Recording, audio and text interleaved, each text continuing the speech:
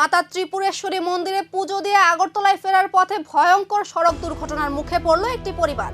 ঘটনাটি ঘটেছে আগরতলা উদয়পুর জাতীয় সড়কের চরিলাম পরিমল চৌমুহনী এলাকায়।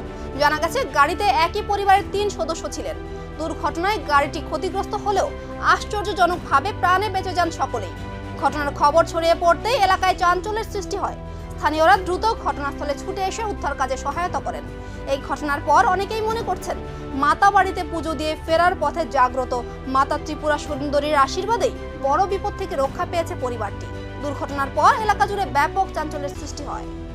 আরে পরিমল চৌমুহনী তারা মারবাড়ি থেকে আইতে আসলো, মনে তারা ঘুম ধরে আসে ড্রাইভারের তারা নিজেই মালিক, তারা ফ্যামিলি আসলো, তো তারা ঘুমোতে ধরে আসে গা, তো এই গাড়িটা আউটলাইন হয়ে আসে গা, গাছের লোকে দেখা গেছে।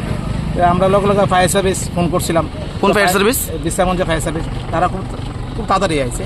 এবার আবার ট্রাফিক বিশালগড় ট্রাফিক আবার সামনে আসলো, তারাও যতটুকু দৌড়াই আইছে। দৌড়ে এসে যতটুকু হেল্প করছে এতটুকু। ইনজুরি হয়েছে কেউ? না না, এমনি কোনো ইনজুরি না, এমনি কোনো কিছু না। তারা ফ্যামিলি আসলো। তাহলে তারা এখন সুস্থ আছে? গাড়িতে থাকা সুস্থ আছে।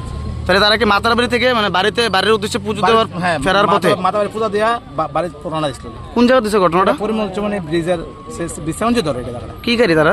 এটা মারুতি গাড়ি, প্রাইভেট কার? হ্যাঁ, নিজের পার্সোনাল গাড়ি। গাড়ি প্রায় ধ্বংস, তবুও অক্ষত পরিবারের 3 সদস্য। এটি কি শুধুই সৌভাগ্য নাকি সত্যিই জাগ্রত মায়ের আশীর্বাদ? এখন প্রশ্ন সবার মুখে।